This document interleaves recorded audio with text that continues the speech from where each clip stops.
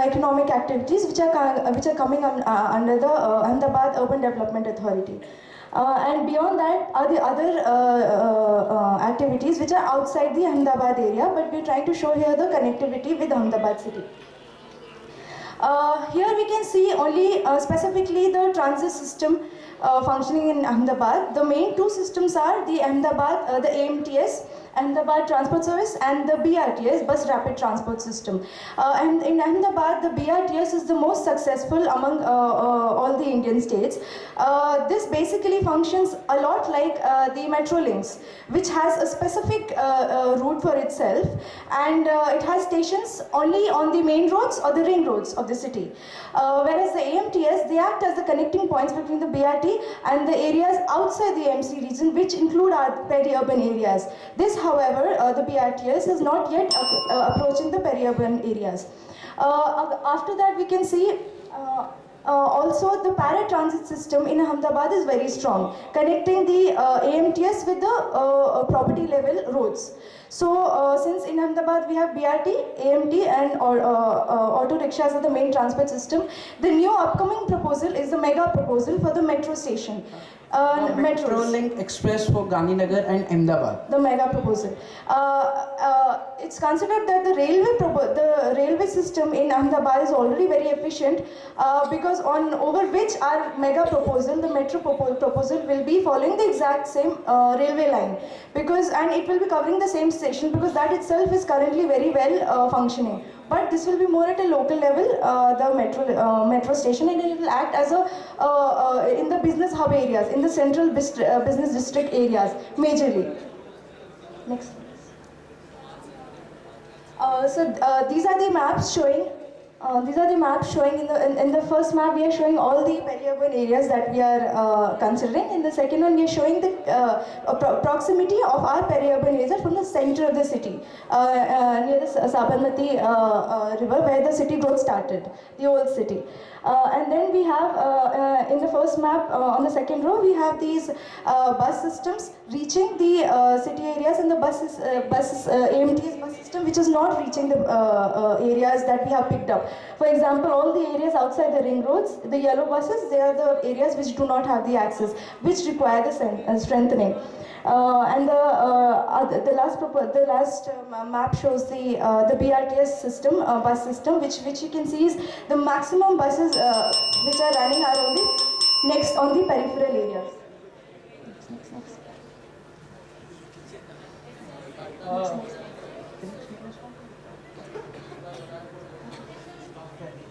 Thank you. Thanks a lot.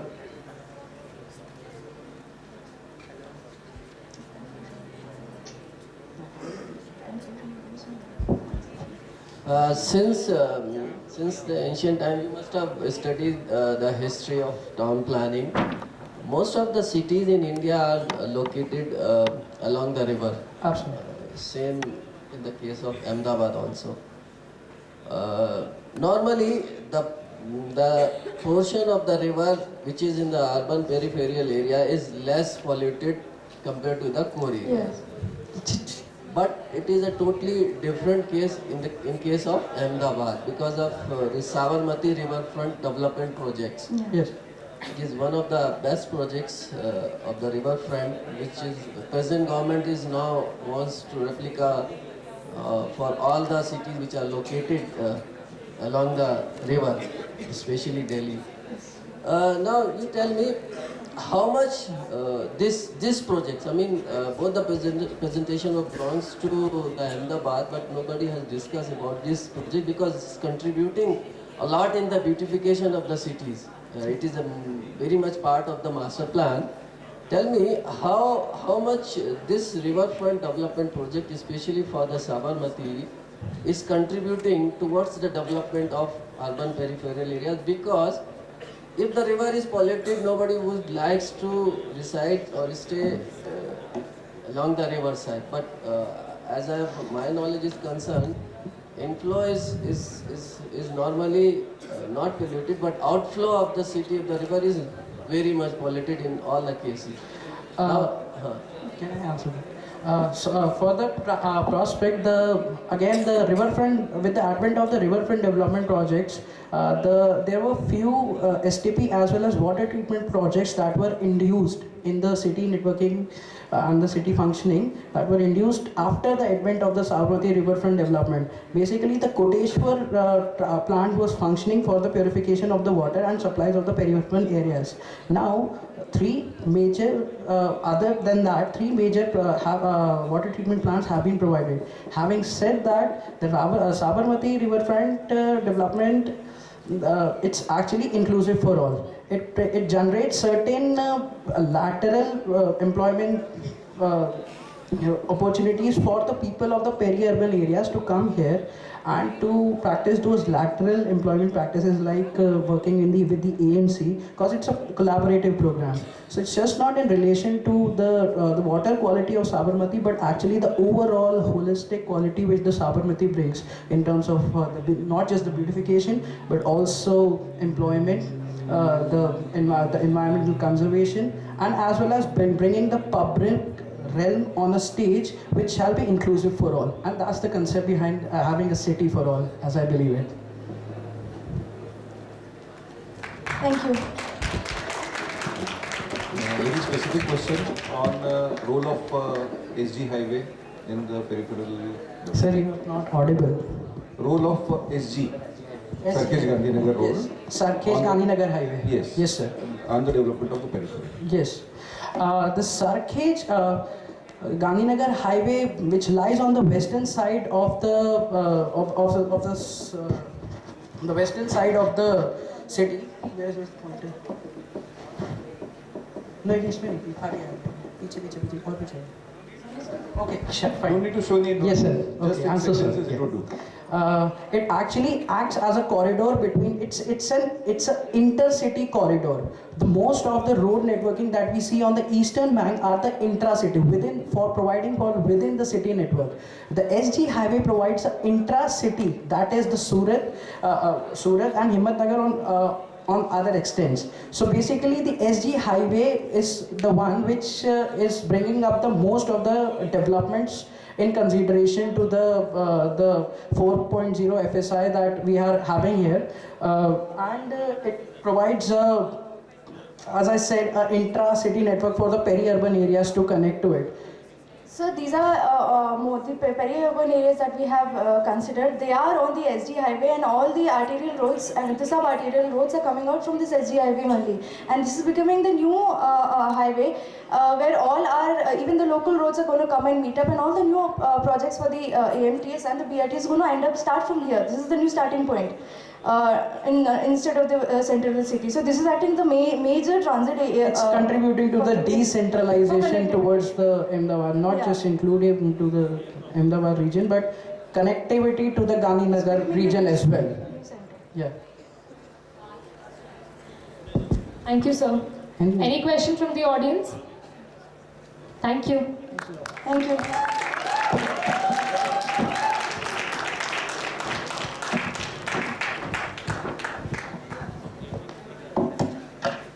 With this presentation, we reach the end of the event development plan. I now request Mr. Manmohan Kapshe to please come on stage and share his views on the performance of participating colleges.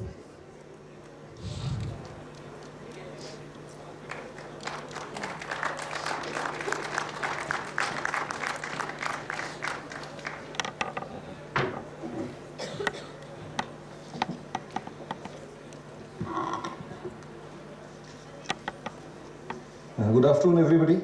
It's been a pleasant task being here since morning and listening to the presentations on the theme of accessibility in peri-urban areas. I would say it has been an enriching experience for me, both in terms of what needs to be done and what should not be done. As a teacher, sometimes we learn from mistakes. That's why I said that please don't point out the mistakes, observe them and don't repeat them. I've been given a difficult task of commenting on how the work has been. It's very difficult for any teacher to appreciate the work of the students, and I've been given that difficult task. I would say I was not really disappointed, but I was not happy either. I expected much better response, let me honestly say. Very often, when a brief of the problem is given to us, it says something which is common to everybody. That is our starting point while attempting any problem. In many of the presentations, I found that there was a complete disregard for the problem statement which has been given. And that is what was most disappointing for me. The problem statement very clearly says accessibility in peri-urban areas. The first sentence reads, reduced mobility and impaired accessibility. Only I think 3 institutes could differentiate between accessibility and mobility. Very often all the institutes focused on improving mobility. Improving accessibility, that is taking things to people, and are there any proposals which are needed in the peri-urban areas? If there have been any proposals in development plan for the peri-urban areas, thinking about what all is needed. Maybe it can be services, it can be residential facilities, it can be infrastructure, it can be community facilities, schools, hospital, any of those things which have been proposed in peri-urban areas and their locations. To be specific, only 3 institutes talked anything about what has been proposed in peri-urban areas. So I could find that there's a major missing link between the problem statement and what has been attempted. Good part in that was, whatever they attempted, they had put in a good and serious effort in that. That is to be appreciated, that whatever you understood, maybe there was a missing link. Leaving apart that, when you started discussing mobility, I think there was a good attempt made by all the institutes in trying to think about how the mobility in the peri-urban areas can be improved. One more aspect which was there in the problem brief, which nobody considered, not a single institute, let me tell it very clearly, is problem is accentuated by individuals' state of affordability. Though I specifically asked a question about affordability, even in later presentations I could not find any mention that even in peri-urban areas, at a later date, there would be people who would be having different affording capacity. If we are trying to improve the mobility for them, or if we are improving the accessibility of the services and infrastructure for them, we need to differentiate between different types, modes, and classes of services which would be suitable for different classes of the society. Somehow I did not find any mention of this, that the peri-urban areas, which might be predominantly rural, when they would become urban, they would also house different classes of the population, and those population need to be addressed, needs of those population need to be addressed separately. The third aspect which was there in this was bridging the gap in quality of life and services between the main city and the peripheral areas. I did not find any mention of comparison between what type of services are available in the core of the city, that is the developed urban area, and in peri-urban area, and is there a gap between that and how that is to be bridged. That was another point which somehow got overlooked in over-enthusiasm of linking different areas of the city in terms of providing mobility. In suggestions, proposals and strategies, one interesting aspect was people tried attempting a SWOT analysis in few cases. Somehow that is not to be attempted when you are looking at only one case example. We apply the technique of SWOT when we are trying to compare different situations. So I was looking forward if you would be comparing that in terms of the old developed city versus the peri-urban. If you are doing that kind of a comparison, then there is a possibility of implementing SWOT. But a good technique misused sometimes does not yield to results. That is another comment from my side for improvements.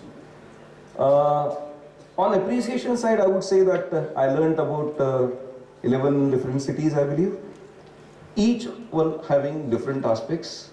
If the audience were attentive, they would have learned about how different cities are facing different problems.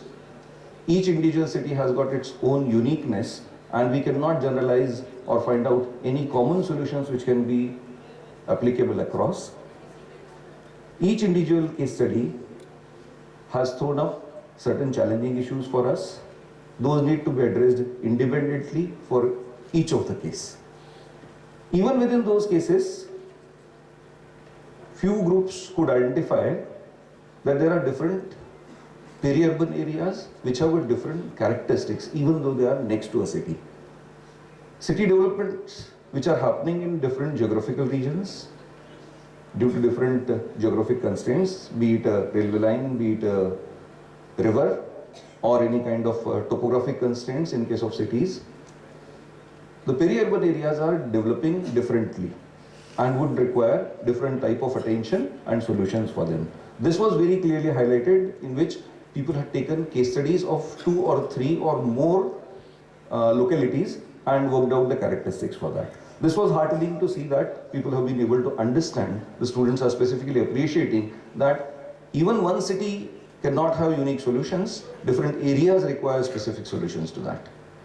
On the analysis side, now little bit of appreciation for everybody's work.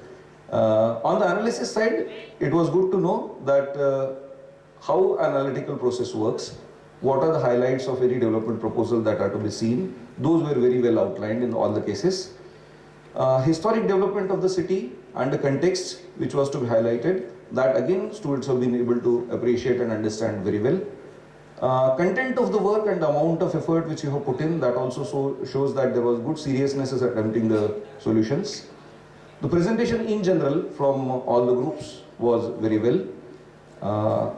Only thing which is to be improved over there, I am not sure whether that was due to the change of the mode. Few of the slides were not legible for us, so text can be reduced on that, but otherwise the oral presentation, explanation, those were excellent in all the cases. And there was a research component which was required, that studying the background and then linking it to the present, that has been very well done by all the groups. So thank you for all for enriching us, that is from the audience as well as the judges. It's been excellent having listening to the presentations this morning, and congratulations to all of you for having me to this place. It's a learning process in which we meet, interact and learn from each other. In that sense, I think today's morning has been very useful. Thank you all.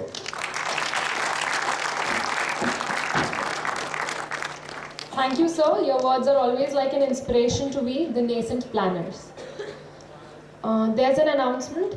All the unit coordinators, please go to the help desk for registration of the events Gangnam Style and Cheers, and they are requested to gather all the delegates to the venue area post lunch, because one of the events include the whole college. The lunch will take place from 12:30. Hindustan के दिल में हो, हिंदुस्तान का दिल देखो. Come and explore the diverse tourist destinations in Madhya Pradesh. Check out the MP Tourism booth beside help desk. MP अजब है